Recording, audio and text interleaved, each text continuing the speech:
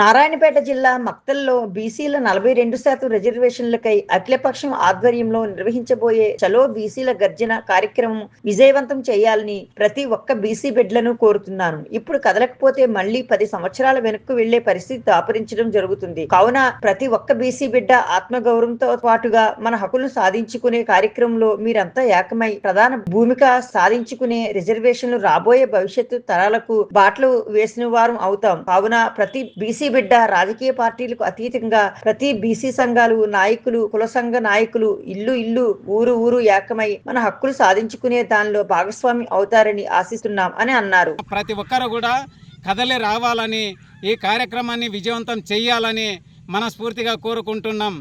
అయితే భారతదేశంలో 42% రిజర్వేషన్లు కల్పించడంతో పాటు దాన్ని మనం సాధించుకున్న నాడే నిజమైన బీసీగా మనము గుర్తింపు వస్తుంది.